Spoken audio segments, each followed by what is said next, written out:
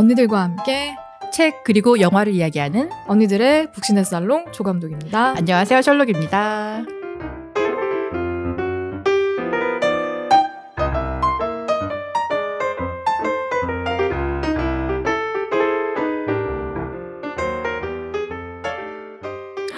벚꽃 갑자기?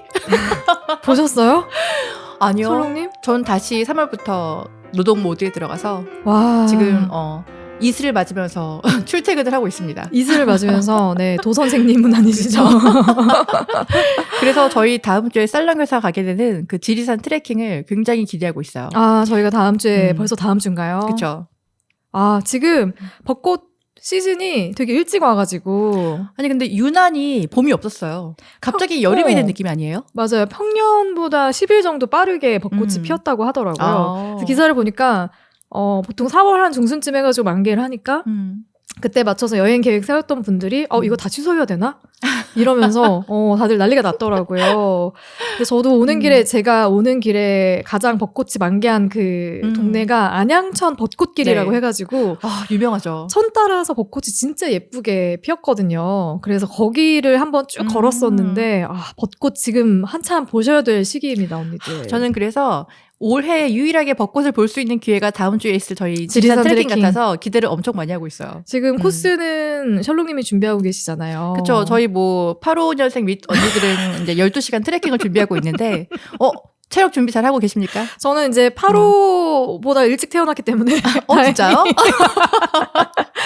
저는 30분 코스를 해주신다고 약속을 셜록님이 해주셔서. 30분이요? 상황에 네. 따라 달라질 것 같은데 전 요즘에 트레킹을 하기 위해서 스쿼트를 100개에서 200개로 늘렸습니다. 저 죄송한데 지금 혼자 등산하고 오시는 거 아니죠? 트레킹 맞아요? 너무 기대하고 있어요. 보니까 그림 찾아보니까 사진 보니까 되게 이쁘더라고요, 길이. 그리고 그 길마다 되게 좀 유명한 막걸리와 파전을 파는 데가 항상 한 곳씩 있더라고요. 아, 정말요? 그 네. 코스별로 다? 네. 진짜 엄청 기대하고 있어요. 우리가 정말 나를 제대로 잡았다. 너무 잘 잡았어요. 네, 가서 저희 인증샷 찍어가지고 인스타에도 올려드릴 테니까 저희 언니들의 북신의 살롱 인스타에도 많이들 찾아와서 사진도 구경하시고 댓글도 좀 남겨주시고 방송 후기도 계속 남겨주세요.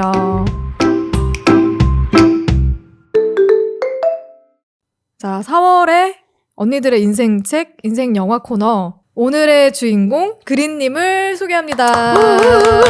안녕하세요, 그린입니다. 네, 그린님. 네. 일단 궁금합니다. 그린님 뭐 하시는 분이시고 네. 그리고 취미는 무엇이고 MBTI는 무엇이며 어디 사시고 재산도? 재산 공개 통장 내역과 그리고 여러 가지 또 얘기해 주시고 싶은 것들 좀 소개 좀 해주세요. 네, 저는 상담 심리 전공을 해가지고 상담사로 지금 일을 하고 있는데 프리랜서로 일을 하고 있어서 상담 일도 하고 있고 대학교에 출강 나가는 일도 하고 있습니다. 제가 그린이라고 닉네임을 지은 이유는 제가 초록색을 진짜 좋아하거든요. 그래서 제가 생각했을 때 가장 큰 특징은 이제 제가 초록색 좋아한다는 거. 그리고 MBTI는 INFP. 네. 인프피세요? 네, 전혀 그렇게 보이지 않는데. 그런가요? 네. 어떻게 찐 보이나요? 이처럼 보이는데, 그쵸? 진짜 이처럼 보이는데. 그쵸. 신기하다. E랑 I랑 왔다 갔다 해가지고.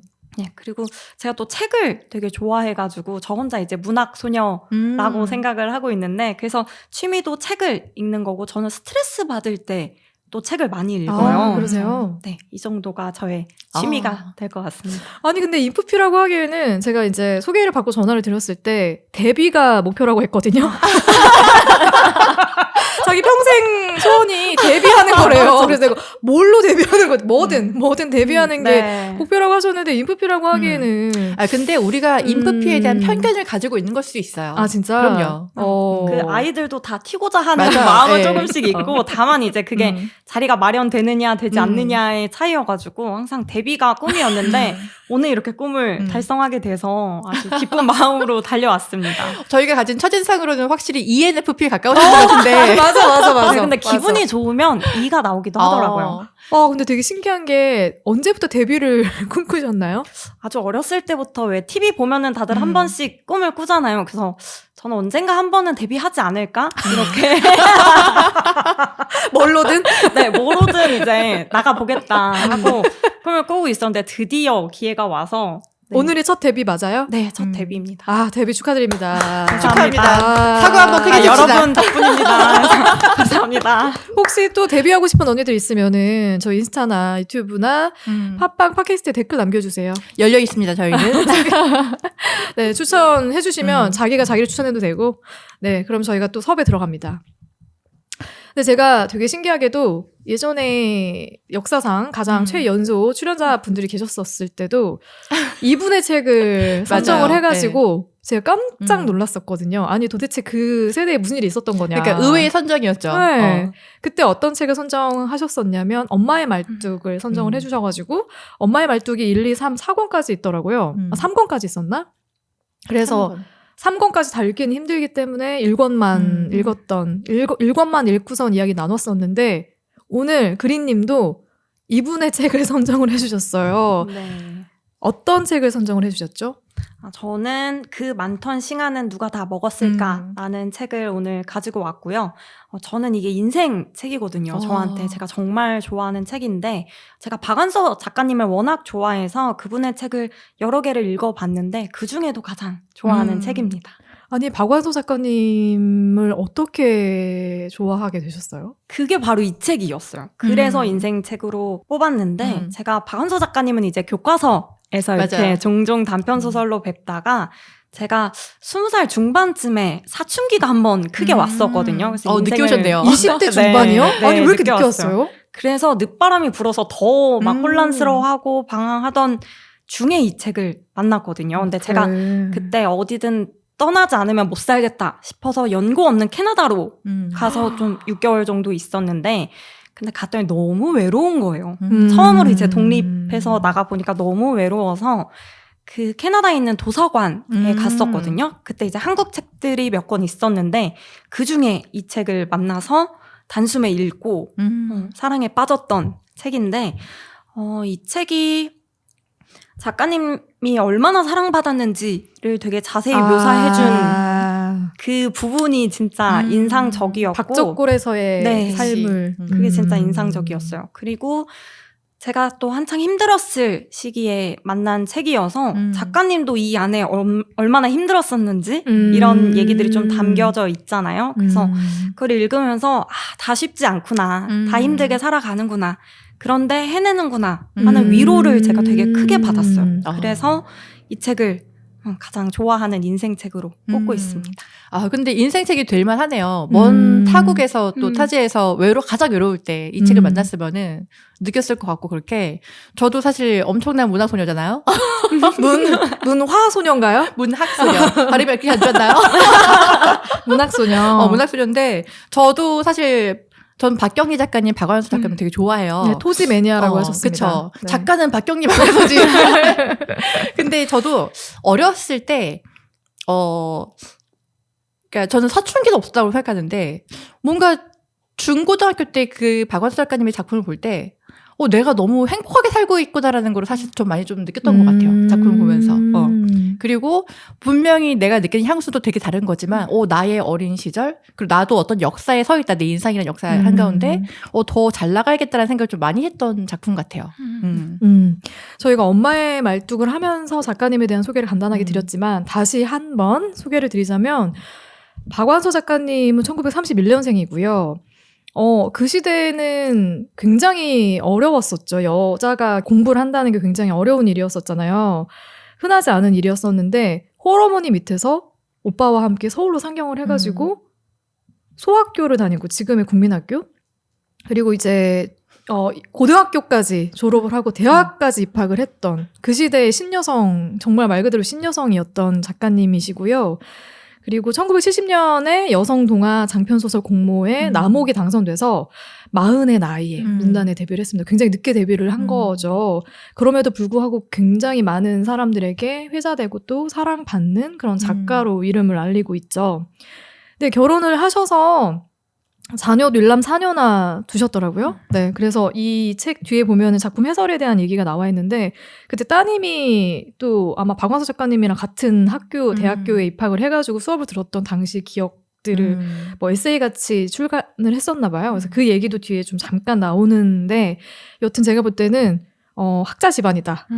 이 집안 자체가 보니까 할아버지도 그렇고 그치, 오빠도 그렇고 전반적으로 다들 이렇게 뭔가 한눈에 좀 열의가 있고 또 분위기 자체가 할아버지 자체도 학자였고 이름을 솔직히 여자 이름을 전 되게 신기했던 게 이 책을 보면 이 박완수 작가님 친구들 이름 막 복순이 뭐 맞아요. 종숙이 뭐 이런데 완서야 사랑을 진짜 많이 그러니까 이름만 봐도 아, 이 인물이 얼마나 귀하게 컸는지 알 수 있지 않아요?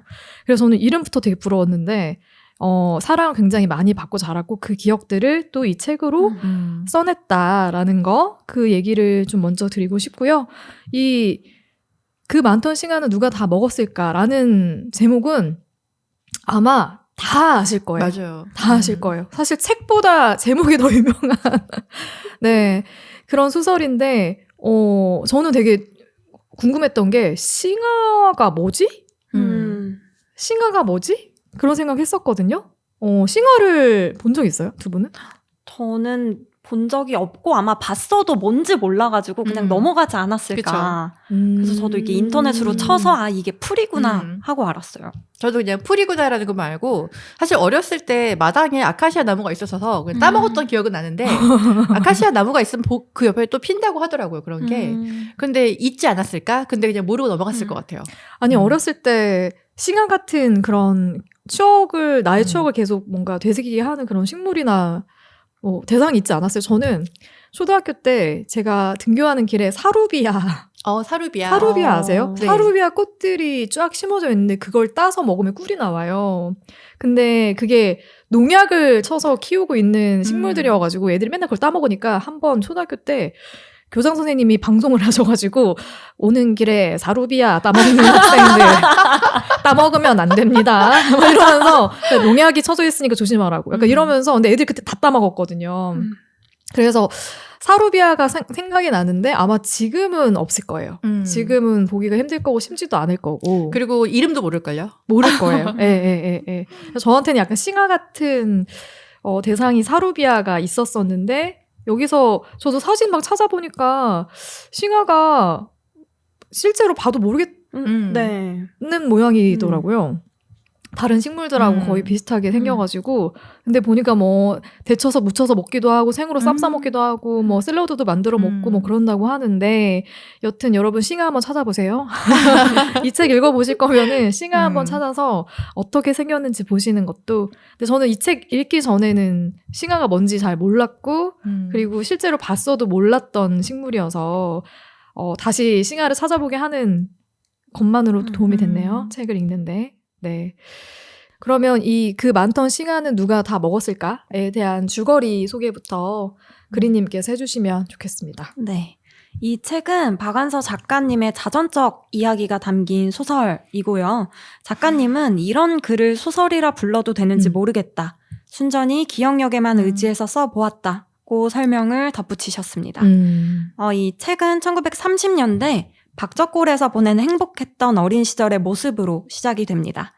아무리 고약한 짓을 해도 역성을 들어줄 것이라 믿어 의심치 않는 할아버지의 사랑과 온 지천이 싱싱하고 푸르렀던 고향을 뒤로 하고 화자는 자식은 서울에서 길러야 한다는 엄마의 굳은 신념 하에 서울 현저동으로 이사를 가게 됩니다. 일제강점기와 광복, 이념의 대립으로 혼란스러웠던 시기와 한국 전쟁으로 인해 피난길에 오르게 되는 과정 속에서 겪었던 작가님의 여러 경험들이 가족 관계를 중심으로 그려집니다.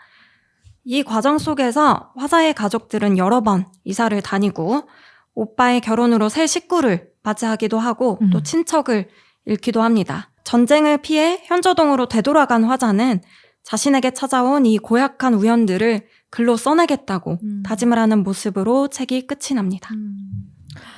아니 대본을 준비를 엄청 많이 거죠? 하셨어요. 첫 데뷔여가지고 너무나 떨려가지고 P 맞아요? J 아니에요? 잠깐 J였다가 다시 돌아왔습니다.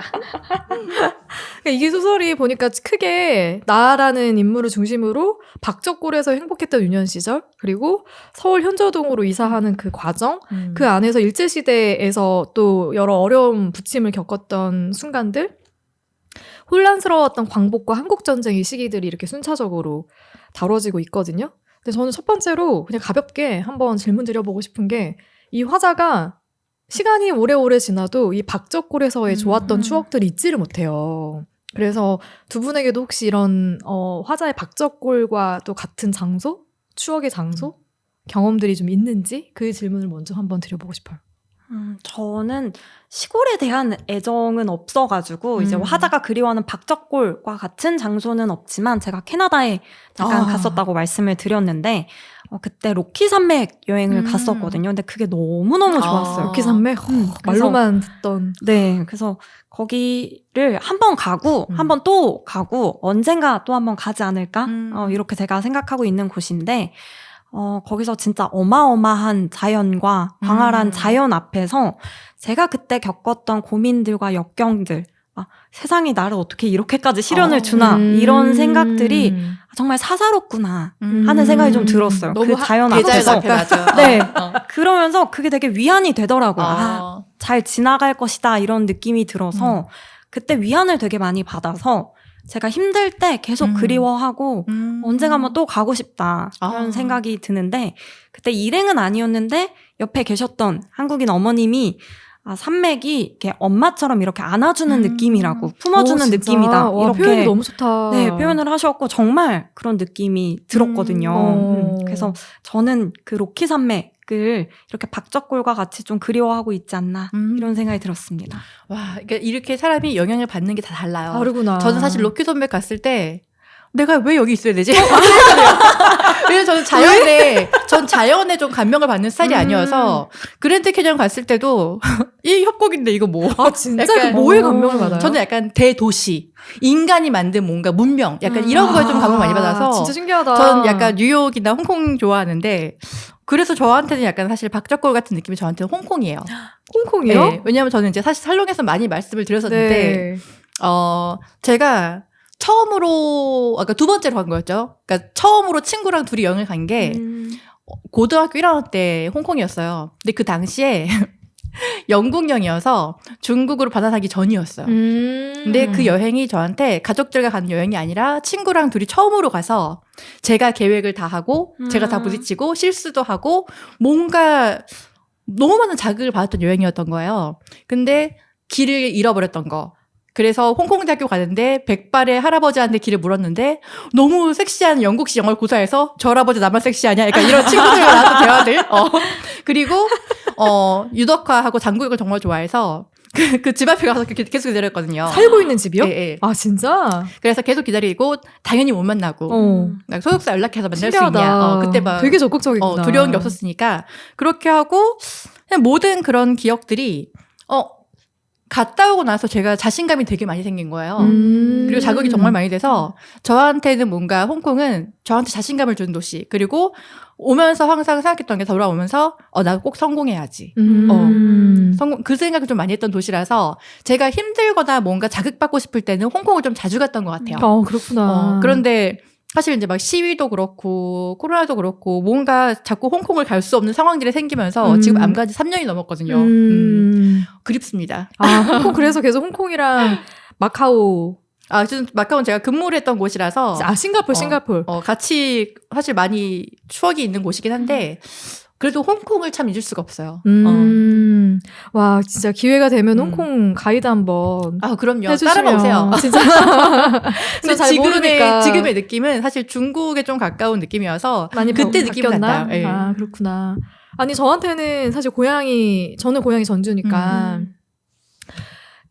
그러니까 화자의 박적골 같은 장소인 것 같아요. 항상 가면 되게 내 고향. 내가 항상 뭔가 편안함을 느낄 수 있고 따뜻함을 느낄 수 있는 나의 고향 그리고 나의 가족이 있는 곳 이런 느낌이 있는데 화자가 그런 느낌을 받잖아요. 서울로 이사하기 전까지 분명히 떠나기 싫었는데 떠나서 서울에서 어느 정도 적응이 되고 나서 다시 박적골로 돌아갔을 때는 물론 여기에서 주는 따뜻한 온기 이런 게 있지만 다시 여기서 살 수 있을까 생각하면은 자기는 여기서 다시 돌아와 살 수는 없을 것 같다는 생각을 하잖아요. 너무 비슷해 그게. 그러니까 이게 분명히 그 시절에 그 시기에는 내가 굉장히 좋아하고 사랑하던 곳이었지만 내가 어른이 돼서 다른 많은 경험들을 하고 다시 그곳을 바라봤을 때는 그 시절엔 되게 좋았지만 지금의 나와는 너무 거리가 생겨버린 것 같은 그런 장소?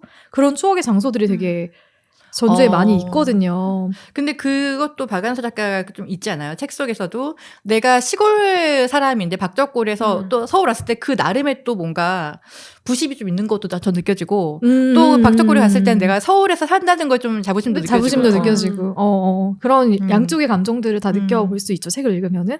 그래서 저한테는 여전히 아마 제가 죽는 날까지 전주시 팔복동 그 동네가 저한테는 박적골과도 같은 그런 기억으로 남아있지 않을까 하는 생각을 해봤어요. 네. 저는 이제 여기서 크게 또 앞단에서 다뤄지고 있는 이야기가 박적골에 살다가 이제 현저동으로 가서 자리 잡게 되는 그런 과정들이 좀 길게 나오거든요. 그 과정에서 기억에 남았던 에피소드들 있으면 그것도 좀 같이 나눠보면 좋을 것 같아요. 저는 사실 엄마의 말뚝 때도 느꼈던 건데 항상 훌륭한 여성의 뒤에는 정말 모든 걸 희생하시고 뒷바라지 주신 약간 훌륭한 어머니가 항상 계시는 것 같아요. 맞아. 저는 사실 계속 놀라고 있는 게 이 교육열이에요. 사실 제가 박완서 작가님보다 다음 세대임에도 저희까지만 해도 여자들의 교육에 그렇게 어머니가 열정적이지 않으셨어요. 저희 집도 무조건 이제 오빠 위주로. 맞아. 모든 걸 지원하시고 저는 야 중간만 해라 약간 이런 집안이었기 때문에 너무 놀라운 거 사실 이런 거 보면 부럽기도 하고. 그 보면은 어머니가 애를 뭐 원치도 않는데 서울에서 교육을 시키기 위해서 아이를 데려오고 또 사대문 안에 있는 학교를 보내기 위해서 사대문 안에 있는 친척집으로 주소 옮기고 저희 어렸을 때 그런 거 있었던 것 같아요. 서울에 좀 유명한 학교 있으면은 거기 보내려고. 저희 주소 옮기고 그랬었거든요. 저도 사실은 중학교 때 옮겨서 가기도 하고 많이 했죠. 그렇게 하고 엄마가 좀 너무 많은 노력을 하는데 또 지금 보면 생각이 드는 게 엄마가 뭐 고등학교 썼을 때도 애가 떨어질까봐 엄마의 체면을 위해서 그러니까 핑계를 대는 거 있잖아요. 바리케이트 밀시는 거 있잖아요. 그 학교는 몸무게가 미달이면은 못 간대. 근데 이제 사실은 책만 보면은 이게 엄마의 체면이라고 생각하지만 사실은 자식을 위한 행동이었을 거라는 생각이 좀 많이 들고 그리고 그 물장수. 물장수. 물장수, 동네 물장수를 위해서 동네에서 돌아가면서 이제 식사를 대접하는데 평소에 엄마였으면 되게 무시했을 사람이지만 엄청나게 극진하게 대접을 하게 되죠. 완서도 궁금했지만 보니까 엄마가 하는 얘기가 저 사람 저 몰 팔아서 물장사에서 자식을 전문 학교에 보냈다. 그러니까 그걸 인정하는 거야, 그 공을. 그래서 이거 보면서 와 이렇게 그 당시는 더 그랬겠지만 교육이라는 게 성공의 사다리였기 때문에. 그렇지. 근데 이 엄마의 열정이 전 가장 놀랐던 부분이었어. 맞아요. 이 첫 번째 부분에서. 가장 놀랐던 부분입니다. 저도. 또 엄마의 유일한 목표였잖아요. 맞아요. 서울에 올라온 유일한 목표였기 때문에 더 그러셨던 것 같아요, 어머니가. 맞아요. 저는 기억에 남았던 에피소드가 그 화자가 6학년 때 체벌 받는 장면이 있는데 그게 너무 끔찍하죠. 너무 잔인해서 설명해 주십시오. 어떤 장면이었죠? 그게 이제 6학년 반에서 다른 반보다 성적이 안 나오면은 이제 담임 선생님이 힘을 안 들이고 아이들을 체벌을 하시는데 이제 짝꿍끼리 서로 얼굴을 마주보고 뺨을 후려치는 그 선생님 그만하라고 그럴 때까지 뺨을 치게 돼 있는데 아이들이 이제 내가 때린 것보다 더 아프게 맞았는데? 라는 생각을 가지면서 점점 더 세게 때리고 그 증오심과 수치심에 서로의 눈을 쳐다보지 못하는 그런 장면이 나오는데 그게 너무 잔인하더라고요. 맞아. 그게 강렬하게 기억에 남았는데 책을 딱 덮고 나서 그렇게 서로 체벌했던 게 한국 전쟁과도 비슷하게 느껴지는 거예요. 맞아요. 인민군이 들어왔을 때는 국군 들을 이제 뺨을 내려치고 국군이 다시 기세를 잡았을 때는 인민군들의 뺨을 후려치는 그 모습이 여기서 전반적으로 나와 있는 그 핵심적인 그런 에피소드가 아니었을까? 그런 생각이 들어서 좀 주목을 했던 저희가 장면입니다. 또 현대를 살아가고 있기 때문에 이 장면이 더 잔인하게 보일 수 있는 건데 그 당시엔 사실 되게 일반적이었을 거라고 생각해요. 왜냐면 저희 때만 해도 체벌이 엄청 다양하지 않았어요? 저는 초등학교 5학년 때 이제 한국으로 왔잖아요. 근데 가장 가학적이라고 생각했던 부분이 뭐였냐면 선생님 화장실 다녀올게요. 근데 못 가게 하는 게 저한테 너무 가학적이라고 생각했어요. 근데 왜 못 가게 하지? 그러니까 수업 끝나고 가라 이거죠. 그리고 물도 못 마시게 하고 그리고 저는 그게 너무 이 인간의 생리적인 욕구인데 이걸 너무 막는 게 너무 이해가 안 돼서 엄마한테 그때 첫날 끝나고 와서 얘기했던 기억이 나요. 그러니까 저희 엄마가 참고 다녀라 이렇게 한마디 하셔놓고 우리 세대까지만 해도 네. 그러니까 죽어도 학교에서 죽어야 된다 그랬잖아요. 그리고 선생님 말이 무조건 맞고 그래서 거의 일주일만 적응을 했는데 정말 그 놀라운 일은 그 다음부터였던 것 같아요. 그러니까 너무 체벌이 다양했어요. 저희 선생님은 무릎을 꿇고 다 책상 위로 올라가서 허벅지를 때리는 분이셨는데 전체 체벌을 옆반은 손등 자를 가운데로 해서 때리죠. 또 너무 그게 충격적인 거예요. 그래서 정말 열심히 했어요. 안 맞기 위해서. 발바닥도 많이 때렸고 진짜 그다음 그 앞에 보면은 발바닥. 그 교탁 있잖아요. 그러니까 교단이 있잖아요. 교단으로 가서 거기에 무릎을 꿇고 앉게 해. 앞을 바라보고 그럼 발바닥이 이렇게 보이잖아요. 그럼 발바닥 때리는 거야. 근데 발바닥을 체벌한 선생님이 많았는데 발바닥을 체벌해야 된다는 당위성을 어떻게 부여하냐면 발바닥은 혈액순환에 좋다고. 그래서 발바닥을 때려도 된대. 그래서 발바닥 때리고 종아리도 많이 때렸고 그다음에 그 귀꼬리 이렇게 땡기는 거. 진짜 그런 체벌 많았거든요. 근데 우리 세대는 그랬지만 아마 그린님 세대는 좀 다르지 않았을까? 그쵸. 그때는 체벌이 금지였죠. 그쵸. 네, 근데 저희가 딱 과도기였어요. 제 친구들이 이제 딱 과도기여서 그때 막 인권 조례니 뭐니 하면서 학생 인권이니 이런 게 많이 나와가지고 좀 어렸을 때는 그래도 체벌이 있었거든요. 저 이렇게 무릎 꿇고 있고 뭐 발바닥 맞고 이 정도는 있었는데 그게 뭐 그냥 5대, 3대 이렇게 간단하게 끝나는 거. 그러다가 이제 고등학생 때쯤에 학생 인권도 중요하다 하면서 이제 두발 자유화도 좀 시작되고 그래서 그 체벌이 없어지는 그 단계를 제가 딱 겪었습니다. 와, 되게 다르구나. 좋은 시대 사셨네요. 네. 감사합니다. 지금은 아예 못할 거예요. 아마 맞아요. 아예 체벌할 수 없는 환경일 것 같은데 진짜 많이 맞고 자랐다. 우리 때는. 그렇지만 저는 어느 정도의 체벌은 필요하다고 봅니다. 어느 정도의 체벌일까요? 뭐 말의 체벌? 똑바로 해라 이런 거? 아니면 아니 오히려 말은 전 더 아픈 것 같아요. 차라리 그냥 뭔가 정말 선생님도 감정적이신 분들이 있기 때문에 사실 그 정도의 체벌은 너무 위험하지만 정말 규율을 잡기 위한 체벌은 어느 정도는 필요하다고 생각해요. 근데 그게 저는 뭔가 폭력으로 가면 안 될 것 같다는 생각은 늘 하고 있었어서 너무 받았던 상처가 커 그때. 선생님들이 되게 그러니까 그래서 그때 저는 선생님들이 굉장히 권위적이고 어려웠기 때문에 지금도 저보다 나이가 좀 많은 어른들을 되게 어려워해요. 그때 만약에 정말 친구 같은 선생님을 만났더라면 좀 달라지지 않았을까 싶기도 하는데 그런 정도는 괜찮은 것 같아요. 뭐 진짜 막 깜지 쓰게 하거나 반성문 쓰게 하거나 요새는 거의 다 깜지로 알고 있어요. 그쵸? 아 그래요? 네, 그런 식의 체벌은 괜찮은데 이 막대기 가지고 뭘 하면 안 된다. 저는 그 생각해요. 깜지로 100문장씩 쓰기는 이런 게 있으면 끝내고 남겨서 시키더라고요. 맞아요. 생각이 들 것 같아. 이럴 바에 한 대 맞고 싶다 그냥. 선택할 수 있게. 그래서 요새 인터넷 밈에 그냥 초등학생처럼 손바닥 5대 맞고 모든 잘못을 용서받았으면 좋겠다. 그런 얘기도 하더라고요. 맞아. 그러니까 좋은 선생님 만났을 때 가능한 거야 그게. 근데 저는 그런 생각도 했어요. 이 현저동으로 이사하고 나서 이 자리를 잡고 뭐 이 과정에서 일제 강점기가 계속됐었잖아요. 그래서 그때 창씨 개명도 강제로 시키고, 근데 그거를 부득부득 이 화자의 오빠는 하지 않겠다, 하지 마.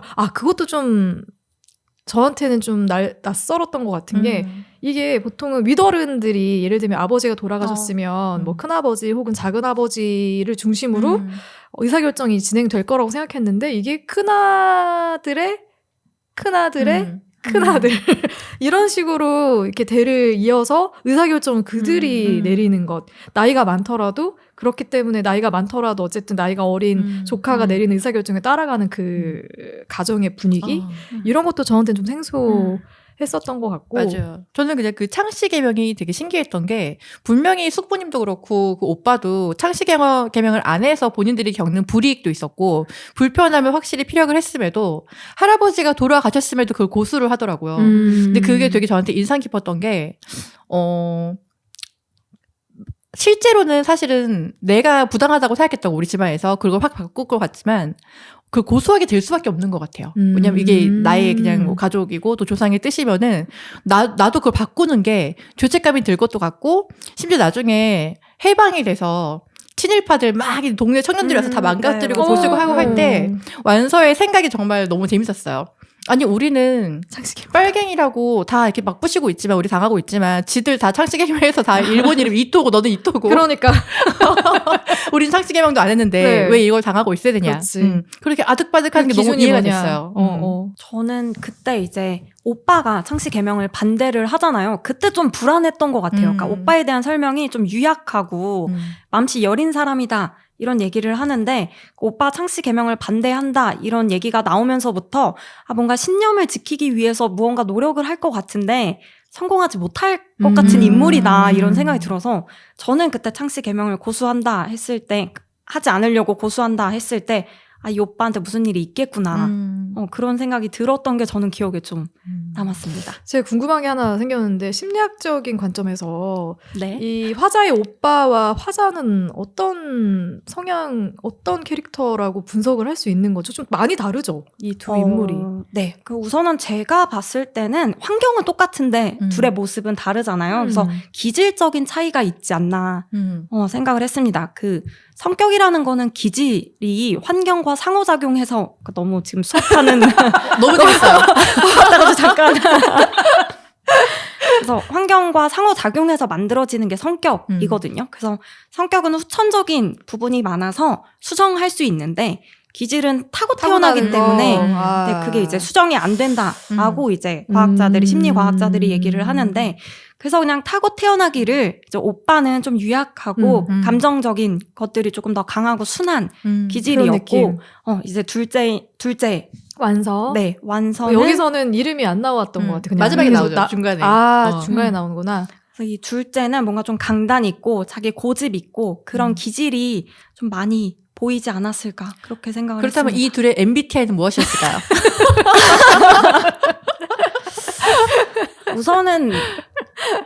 우선은 둘 다 아이였을 것 같다고 생각을 했어요. 하긴. 네, 이랑 아이가 얼마나 사람들과 잘 어울리느냐 이거보다는 에너지가 밖으로 흐르느냐 안으로 흐르느냐의 차이인데 우선 완서도 혼자 생각하는 거 혼자 시간을 갖는 게 되게 중요한 인물이었고 그거 되게 즐기더라고요. 오빠도 그러지 않았을까 생각이 들어서 오빠도 혼자 이제 생각하고 자신의 신념을 갖고 이런 것들이 좀 중요했던 사람 같아서 둘 다 아이였을 것 같고요.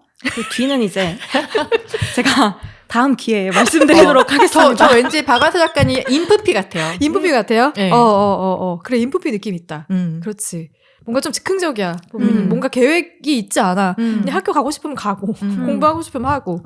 그래, 약간 이끌리듯이 가는 것 같아. 근데 오빠는 좀 제2에 가깝지 않았어? 맞아요. 오빠는 약간 인프제의 느낌? 아니면 인티제의 그런 느낌 나죠. 인티제에 가까웠을 것 그쵸. 같아요. 또 이성적으로 사고하고 그런 부분들이 많았어가지고. 아니었으면 미안해요. 근데 아무도 이제 말해줄 사람이 없기 그쵸, 때문에 저희끼리 정하는 걸로. 정하는 거지 뭐. 아니 저도 기억에 남았던 그 두 인물에 대한 에피소드 중에 할아버지가 저 둘이 성별이 바뀌었어야 되는데 그런 식으로 얘기했을 때 되게 화자는 좀 뭔가 리더십이 좀 있고 보기에도 전혀 겁먹지 않고 당당한 모습인데 오빠는 여기서 보니까 돼지 잡는 거 한번 보고서는 그 뒤로는 아예 고기도 먹지 못할 정도로 굉장히 티가 아닐 수도 있다. 아니 근데 저는 이 장면 보고 좀 화가 났거든요. 그러니까 화가 난 부분이 물론 저의 경험에 비해서 저희 집도 예전부터 이런 말을 좀 많이 했어요. 그래요? 기집애랑 사내랑 바뀌었다고? 바뀌었어야 되는데 약간 제가 가족도 잘 챙기고 제가 모험심도 훨씬 크고 근데 저는 사실 생각했던 게 나도 오빠만큼 투자를 받았으면 오빠처럼 할 수 있다고. 그렇지. 왜 여자라고 해서 이렇게 너는 보통만 하면 된다라는 얘기를 듣고 자라야 되냐 이거죠. 그러니까 그 남은 시간을 얼마나 혼자만의 모험으로 채웠겠냐고요. 지금도 약간 그런 느낌이 남아있긴 하지만. 그래서 저는 이제 화자를 보면서 그런 생각이 들었던 것 같아요. 그래도 여튼 여자이기 때문에 오빠에 비해서는 조금은 지원을 혹은 관심을 덜 받을 수 있었음에도 불구하고 정말 동등하게 저는 어머니로부터는 동등하게 지원과 관심과 사랑을 받았다고 생각을 했거든요. 할아버지나 할머니로부터도 마찬가지였던 것 같고 그래서 저는 되게 신기했던 게 이게 이제 광복의 혼란을 겪고 난 뒤에 왜 고등학교에 중학교 이제 그 당시에는 중학교 개념이 없었고 바로 고등학교로 들어갔더라고요. 입학했을 당시에 문학에 막 빠져드는 거예요. 책에 엄청나게 많은 관심을 가지고 이렇게 소설도 많이 읽고 물론 일본어로 된 소설이긴 하지만 근데 그 당시에 막 문학에 빠져드는 화자를 보면서 저는 약간 내가 그 시기를 살았으면은 나는 저러지 못했을 것 같은데 근데 이렇게 뭔가 진짜 인프피인가? 자기 내면에 관심을 많이 갖고 그런 모습 보면서 좀 다른 차원의 진짜 이 시기에 이럴 수 있다는 게 좀 다른 차원의 사람 같다는 생각도 들었는데 이 과정은 또 어떻게 지켜봤어요? 화자의 변화하는 과정들? 저는 그러니까 이거 보면서 사람이 인생의 어떤 시점에 어떤 일을 맞이해서 어떻게 변하는지 아무도 모른다는 생각이 들었어요. 왜냐면 완서도 도서관을 같이 가자고 해줬던 복순이가 있었고 또 이제 오빠도 되게 문학 소년이었고 맞아. 그런 환경이었기 때문에 뭔가 좀 더 그걸 접할 수 있었고 또 물론 똑같은 상황이어도 거기에서 영향을 안 받는 사람도 있겠지만 뭔가 이런 환경들이 지금의 박완서 작가님을 만들 만한 그런 충분한 환경이었고 제가 책에서 보다 보면은 이런 얘기가 나오더라고요. 잠깐 읽어드릴게요. 네. 완서가 엄마의 쌈짓돈을 몰래 훔쳐서 구멍가게에서 군것질을 하다가 눈과 사탕 담아놓은 유리병을 깨뜨려요. 아, 네. 그래서 그 가게 주인이 엄마한테 찾아와서 난리를 막 피우는 거예요. 근데 엄마가 그 일을 안 캐물어, 완서한테. 안 캐묻고 그냥 쓱 넘어가니까 거기서 이제 이렇게 말하고 있어요. 그 사건을 대하는 엄마의 태도에 따라 다른 사람이 되었을지도 모른다고 고백하는 주인공은 나 너무 공감했어. 그쵸. 선한 사람, 악한 사람이 따로 있는 게 아니라 갈림길에서 어떤 선택을 하거나 선택을 받게 되는가에 달렸다고 생각한다. 그래서 인간은 선한 사람도 될 수 있고 악한 사람도 될 수 있는 모순된 존재며 그게 인간의 한계다. 그리고 어떤 행위 하나로 그 자체만으로 좋거나 나쁘지 않다는 뜻이다. 이런 게 나오는데 뭔가 공감을 했던 게 예전에 신창훈이 쓴 책을 한번 읽은 적이 있었거든요. 근데 그 책 왜 읽었어? 왜냐면 집에 있더라고요. 근데 그때 궁금했던 것 같아요. 그러니까 우리가 볼 땐 정말 희대의 나쁜 놈이지만 얘는 어떤 변명과 핑계가 있을까라는 생각을 해봤던 건데 어렸을 때 내가 이런 좀 잘못 저질렀을 때 넌 잘 될 거야 괜찮다라고 말해주는 어린이 한 명만 있었더라도 내가 지금의 내가 되지 않았을 거라는 그런 말을 한 적이 있어요. 그런데 엄마가 무딘 사람일 수도 있지만 알고도 그냥 이거를 이렇게 그래 애고 그 정도는 뭐 넘어가 주신 분이면 하지만 또 그게 아니었다라면은 정말 그 한순간의 그 결정으로 엄마의 결정으로 얘는 이렇게 안 클 수도 있다라는 생각이 좀 들긴 하는 거예요. 그리고 이런 상황 자체가 문학을 접하게 된 그런 계기도 우리가 어렸을 때 이런 순간 저 한 번씩 다 있다고 생각하거든요. 근데 그렇다고 모두가 문학소녀가 되진 않잖아요. 그래요. 그런데 엄마의 성향과 오빠의 기질 성향 모든 게 이 아이를 문학소녀로 가게 만들었던 항상 그런 바이브가 항상 있었던 것 같아요. 주변에 그 환경이 굉장히 중요하다는 생각이 확실히 드는 것 같아요. 그러니까 저도 그 장면, 그 에피소드 되게 기억에 남았던 거는 이걸 만약에 엄마가 끝까지 얘가 돈을 계속 훔쳐가지고 뭔가 행위를 했다라는 걸 막 들춰냈으면 그 심리적인 상처, 타격감이 되게 컸을 것 같은 거예요. 그러면 그때는 진짜 좀 확실히 엇나갔을 수도 있을 것 같은데 이걸 그냥 넘어가줬기 때문에 나는 일단 나쁜 사람이 되지 않았고 그냥 넘어갈 수 있었던 거에 대한 고마움과 감사함도 있었을 것 같고 그러면서 이제 다시는 그 뒤로 다시는 훔치지 않았다고 하잖아요. 훔치지 않게 되는 그 과정을 되게 너무 자연스럽게 이르러서 그게 저도 그 에피소드 되게 좋았던 것 같아요. 근데 좋았다는 생각과 동시에 나도 좀 그래야겠다. 누군가가 뭘 잘못했던 것들을 보면 저도 모르게 막 가르쳐주고 싶거든요. 그리고 막 들춰내고 싶어. 우리 일단 야 앉아봐. 앉아봐. 얘기해봐. 야 너 내가 아까부터 계속 봤는데 너 이렇게 해가지고 이거 잘못했지? 이렇게 얘기를 하는 편인데 하지 말아야 될 때도 분명히 있겠구나. 그냥 넘어갔을 때 그냥 넘어간 거에 대한 고마움이나 혹여나 뭐 다른 방향으로 내가 이제 다시는 이걸 하지 말아야겠다라고 생각이 드는 자연스럽게 이르르는 그런 순간들이 올 수도 있으니 나도 이 화자의 엄마처럼 그렇게 행동해야 될 때가 더 많아져야겠다. 그런 좀 깨달음도 얻었던 것 같아요. 아니면 엄마가 정말 무진 사람이었을 수도 있어요. 어떻게 생각하십니까? 무딘 사람이었다고 생각하십니까? 저는 그때는 어머니가 다른 거에 이렇게 꽂혀 있어서 아들이 욕먹었다는 거에 그치. 너무 이제 되게 집중이 컸죠. 돼 있어서 근데 저도 되게 다행이라고 생각하는 부분이긴 했는데 저는 살짝 무디시지 않았었나 이런 쪽으로 생각을 했는데 말씀하신 것처럼 그 수치심을 느끼지 않았던 상황이 엄청 영향을 많이 끼쳤던 것 같아요. 왜 우리가 수치심을 느끼면 내가 잘못해서 이런 일이 일어났구나가 아니고 이 수치심에 집중이 딱 돼가지고 거기에 벗어나오기 힘들어지잖아요. 그래서 그런 상황이 아니었던 게 이 화자한테도 되게 중요한 역할을 했던 것 같고 저는 이 그 광곡의 혼란스러운 시기에 책을 읽고 빠져드는 화자가 이게 삶의 방식이라는 생각이 좀 들었어요. 그래서 할아버지를 기다릴 때도 이렇게 손가락으로 혼자 놀이를 하면서 몰입을 하면서 기다리잖아요. 그리고 그 현저동에 와서 외로울 때도 서울 아이들 경멸할 구실을 찾아내고 혼자 산에 다니면서 그렇게 몰입할 무언가를 찾아서 또 그 외로움을 겪어내죠. 그리고 나중에서도 이제 인민군이 주둔했을 때 마을 사람들의 고발 때문에 계속 신문을 다닐 때도 보통 사람이 이 정도 당하면 미친다. 나는 할 만큼 했다. 맞아요. 내가 벌레가 돼주겠다. 라고 맞아요. 이야기를 하거든요. 네. 그렇게 몰입함으로써 삶의 역경을 좀 견뎌낸다는 느낌이 들었고 이때 이 혼란스러운 시기에 책이라는 것에 몰입을 했던 게 이 작가가 삶에 무너지지 않고 좀 잘 영위해 나가는 그런 방법이 아니었을까? 이런 생각이 좀 들었습니다. 대단한 분이세요. 생각해보면 보통은 회피하는 경우가 많은데, 그러니까 회피하는 스타일은 아니었던 거지. 그냥 어떤 방식으로든지 간에 좀 대면하려고 했던 그런 성향이 분명히 보여가지고, 그래서 이렇게 좋은 작품들을 많이 써내려 가실 수 있었나 싶기도 했고요. 네. 그리고 이 광복을 이제 겪고 그리고 나서는 이제 또 바로 한국전쟁이 시작되잖아요. 지금 몇 개월 지나지도 않았는데, 이 한국전쟁의 혼란을 겪었던 시기에 대해서도 같이 이야기해보면 좋을 것 같아요. 저는 좀 되게 기억에 남았던 게 그 화자가 그 숙부에 대한 애정을 종종 드러내잖아요. 나를 딸처럼 여겨줬다. 뭐 숙모에 대한 애정도 드러내고.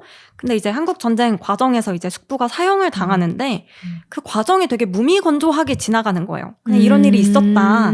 이렇게 그때 얼마나 슬펐고 뭐 도움이 못 돼서 얼마나 괴로웠고 이런 얘기 없이 그냥 무미건조하게 넘어가서 초반에는 가족들에 대한 사랑을 엄청 드러내고 애정을 드러내는데 이제 끝으로 갈수록 이 화자도 무뎌졌구나. 이런 일들이 하도 있으면서 감정에 메말랐구나.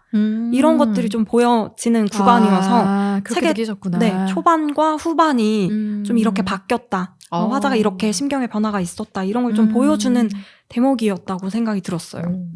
저는 거기서 보면 오빠가 굉장히 똑똑한데 북한 의원군에 끌려갔다가 와서 몸과 마음이 다 이제 피폐해져서 돌아오죠. 트라우마가 생겼죠. 그렇죠. 그리고 결국은 이제 총상을 입어갖고 사망에 이르고 숙부님도 빨갱이로 몰려서 처형을 당해서 사실은 그냥 여자들만 남잖아요. 근데 저는 이런 거를 그 완서와 엄마가 이겨내는 모습이 저는 되게 인상 깊었다고 생각해요. 그냥 그야말로 그냥 버텨냈다라는 느낌이 좀 들거든요. 근데 쉽지 않았을 것 같다는 생각이 많이 들고, 왜냐면 이제 그만큼 오빠의 그 가정 내에서의 위치가 굉장히 제가 볼 때는 등불 같은 존재였고, 엄마한테 특히 더 그랬고, 그런데 이 전쟁이라는 안타까운 상황 속에서 이제 자기들도 이걸 받아들여야 되니까 그걸 받아들여가는 과정이 되게 안타깝고 힘들었고 또 멋있었어요. 멋있었고, 전쟁은 진짜 우리가 사실 요즘에 많이 주제로 다루고 있지만 이게 또 우리가 한민족이라는 개념으로 볼 때 너무 안타까운 현실인 거예요. 왜냐면 말도 통하고 사실은 우리가 그냥 같은 옆 동네 사람일 수도 있고, 다만 이 이데올로기가 다르다는 이유만으로 아까 그 서로 뺨 때리듯이 서로 학살해야 되는 이 상황이, 와, 근데 한편 이 생각이 들었어요. 그거를 목격하고 봤던 사람들은 어떨까, 지금 상황이? 그러니까 왜냐면 예전에 제가 자원봉사할 때 그 겪으셨던 분들 그 목욕을 시켜드리는 일을 했었는데 제가 물어봤었거든요.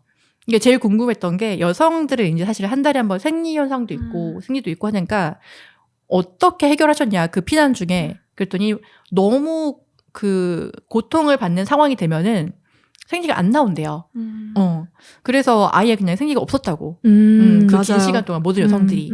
근데 그런 걸 겪어야 했던 어떤 사람들의 마음도 너무 약간 안타까웠고, 그리고 한편으로 또 이 생각이 들었어요. 와, 이런 걸 다 겪어내서 이거를 다 산 증인처럼 글로 풀어내서 우리가 또 이렇게 멋진 작품을 보고 있구나라는 그 생각도 들었었고.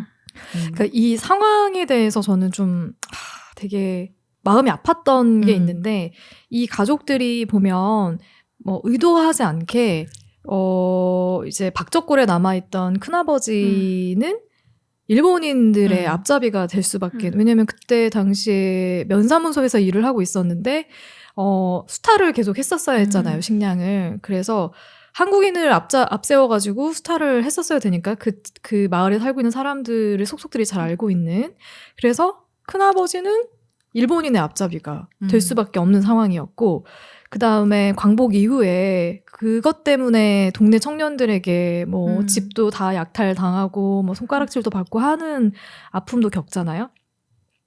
한국전쟁 때는 작은 아버지, 그러니까 숙부죠. 숙부가 그 마을에서 좀 그 동네에서, 서울 그 동네에서 좀 크게 가게를 하고 있었는데 인민군들이 거기를 자기들의 거처로 삼아버리면서 와서 밥 지어서 자기들 먹이게 하고 뭐 이러면서, 그들이 그걸 원한 것도 아니야. 그냥 와서 자리를 잡아버린 건데 뭐 어떻게 하라면 해야 되잖아요. 아니면 죽임 당할 수도 있는 거고, 그 대신에 이들이 얻었던 또 특혜도 있는 거죠. 뭐 먹는 데 있어서 적어도 다른 사람들처럼 굶지는 않고 살 수 있게 해줬던 그런 특혜가 있었다 보니까 사람들은 또 그것만 기억하는 거야. 그래서 나중에 미군의 도움으로 이제 이들이 물러났을 때 그들이 처형을 당하죠. 숙부가 처형을 당하잖아요. 숙부, 다행히 뭐 숙모는 살아남지만 즉결 처형을 당한단 말이에요. 이게 뭐 시시비비 가리지도 않아, 들어주지도 않고 뭐 얘기할 수 있는 시간, 기회도 없었어요. 그냥 바로 그냥 총으로 쏴서 죽여버린 거예요.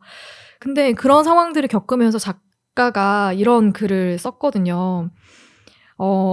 이렇듯 서울에 남아있던 사람에겐 정도의 차이는 있을 망정 일단은 부역의 혐의를 걸 수 있는 여지가 있게 마련이었다.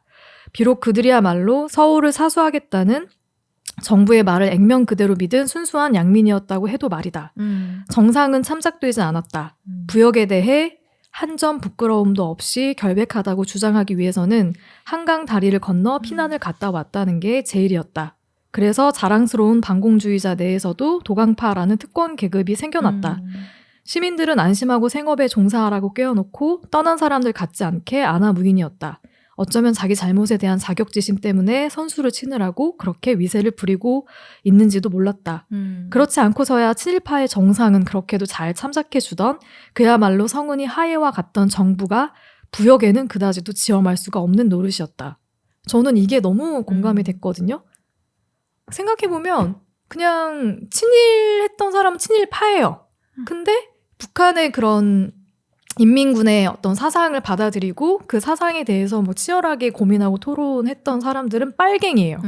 표현 자체도 아니 어떻게 저희 동족끼리 더 손가락질하고 더 공격적이고 더 깎아내릴 수가 있지? 사실 우리를 침략했던 사람들은 일본이고 그렇잖아요.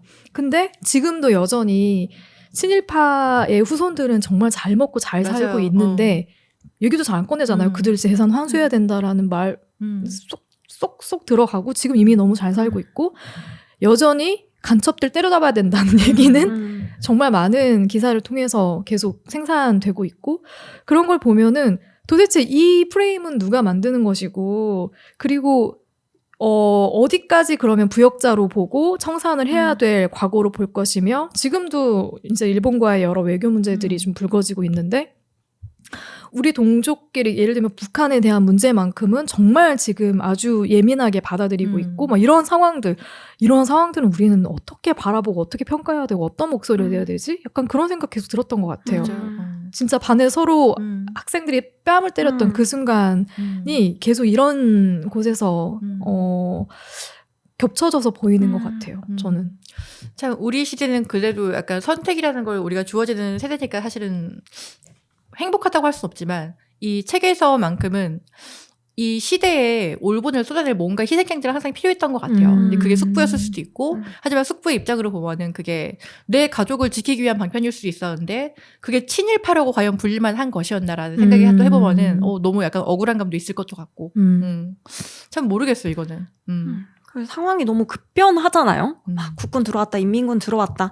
그때 이념을 다 따져보고 뭐 어떤 게 옳은지 생각해볼 겨를도 없이 그냥 지금 당장 먹고 살아야 되니까 한 선택들이 이제 계속 서로의 뺨을 치게 되는 그런 과정이 돼서 저도 그게 되게 안타까웠던 것 같아요. 이 사람들한테는 생각해볼 기회가 없었잖아요. 어떤 게 옳은지 선택할 수 있는 기회도 없고 그냥 당장 지금의 선택이 나중에는 그게 다시 총으로 그치. 되돌아오는 그 과정이 진짜 마음이 아팠던 것 같아요. 맞아. 그래서 그런 것들이 되게 그냥 양쪽에 다 모두에게 손가락질도 받고 욕도 먹어보고 되게 고생스러웠던, 여기서 보면 화사의 가족들마저도 그 아들 오빠가 잠깐 좌익 사상에 빠져서 이제 매진했었던 그 순간들이 있기 때문에 그 당시에 또 인연이 됐던 사람들이 인민군이 이 남한으로 쳐들어오면서 그때 그 집에 들러서 다 같이 얘기했던 그 기억 하나만 가지고 사람들이 저기 빨갱이라고 하면서 언제 우리도 처형될지 모르는 순간을 경험하게 되잖아요. 그러면서 화자도 실제로 가서 고문도 당하게 맞아. 되고 그런 것들이 왜 힘없는 사람들끼리 힘없는 사람을 고발하고 서로를 잡아먹지 못해 안달일까. 정작 누리고 있는 사람들은 저기 멀리 있는데 약간 그런 생각도 들고 지금도 마찬가지고 해서 되게 안타까웠던 것 같아요. 네.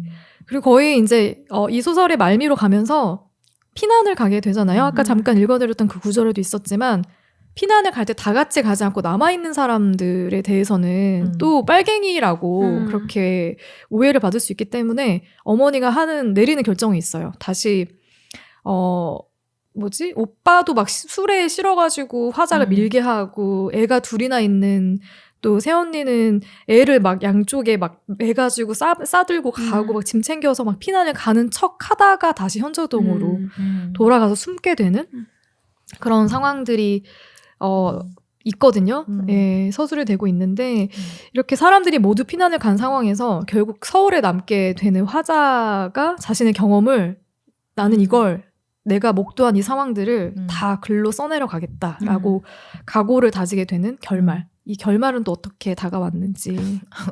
너무 이 작가님 다운 결말이었던 것 같긴 해요. 그러니까 뭔가 사람은 확실히 자기의 무기를 가지고 세상과 자꾸 싸우는 것 같아요, 계속. 거기서 보면 현저동이 산동네이기 때문에 그 아픈 오빠도 끌고 가고 엄마랑 새언니랑 다 같이 그 현저동 옛날 살던 그 동네로 가서 전쟁으로 폐허가 된 약간 서울을 내려다보잖아요. 사실 거기서 가장 먼저 드는 생각은 어떻게 좌절감일 수밖에 없을 텐데 어떤 누가 내가 이 사건의 증인으로서 나중에 이거를 꼭 이 현실을 재현해 보이겠다라는 생각을 난 누구도 할 수 없을 거라고 생각해. 근데 이 사람이 가진 무기가 그거였기 때문에 유일하게 할 수 있는 생각이었던 것 같기도 해요. 우리가 뭐 각자의 사실 직업으로 사실 다 이걸 접근하지 않을까요? 그렇죠. 지금이라고 하면 이제 기록으로 남기겠죠. 영상 기록으로. 남겨서 이걸 언젠가 다큐멘터리를 만들겠어 하는 것처럼. 저도 그래서 이 책을 덮을 때 좀 안심이 됐어요. 만약에 화자가 전쟁으로 막 피폐해지고 고통스러워하는 걸로 결말이 났다면 이 책을 덮기가 너무 마음이 아팠을 것 같은데 화자가 글로 써내겠다 하면서 그 마음이 들어서 공포가 좀 물러갔다고 얘기를 하더라고요. 그래서 이 화자는 어떻게든 살아낼 거고 그 안에서 가치를 발견해서 또 얘기를 해주겠구나. 역시 박완서다 하면서 이렇게 책을 덮을 수 있어서 되게 안심이 됐어요. 아니 근데 저는 항상 이 책 제목을 보면서 들었던 생각인데 그 많던 시간을 누가 다 먹었을까. 그래서 저는 책을 읽기 전에는 약간 가족끼리 서로 뭐 이렇게 먹는 거 가지고 싸우는 얘기인가? 약간 동화책 같이 그런 동화적인 그런 이야기가 담겨있는 책인가 이런 생각을 했었는데 이 책을 읽기 전과 후로 나눠서 좀 다르게 다가오는 부분은 없었는지. 근데 언니들이 해석하는 제목의 의미에 대해서도 같이 좀 나눠보면 좋을 것 같아요. 그냥 우리가 생각하는 그거 아닐까 싶긴 해요. 저도 어렸을 때 제가 이제 해화동이 집인데 해화동에 은행나무가 진짜 많았어요. 그래서 가을이 정말 이뻤거든요. 양 옆길로 쫙 맞아갖고 특히 마로니에 공원 가면은 정말 비둘기와 그 나무들의 경쟁이 서로 누가 만나. 비둘기 이놈 새끼들 그냥 너무 많아. 그런데 어느 순간 가봤더니 그 많던 은행나무가 다 없어졌더라고요. 왜 다 건물이고 나무가 이렇게 없어졌지? 그 느낌인 것 같아요. 어렸을 때 내가 느꼈던, 너무 당연하게 누리던 그런 것들이 없어졌을 때, 더 어디로 갔지? 이제는 당연한 게 아니게 됐네? 또 그런 느낌. 추억?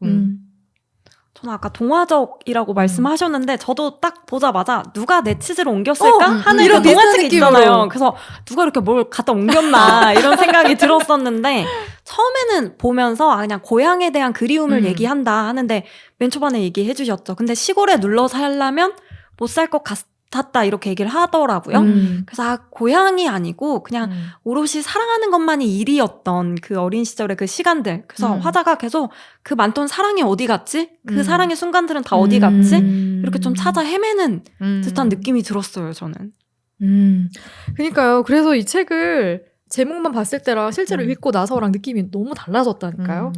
저는 이 작가님에게 가장 크게 매력을 느끼는 게 작가님이 되게 솔직한 글을 써낸다 이런 생각을 하거든요. 제가 또 작가님의 글들을 사랑하는 이유 중에 하나인데 그 가족들에 대한 마음을 그 부정적인 마음들도 되게 솔직하게 맞아. 드러내잖아요. 엄마의 이중성에 대한 맞아요. 이야기나 엄마를 미워하는 마음들. 근데 이제 효의 사상이 강한 우리나라에서는 그게 좀 금기시 되어 있는데 그런 것들을 워낙 솔직하게 말씀을 하시고 또 저는 솔직할 수 있는 건 엄청 큰 용기가 맞아요. 필요하다고 생각을 하거든요. 그래서 인터뷰 보니까 어머니가 야 네가 글을 쓴다면서 보자고 했더니 치웠대요.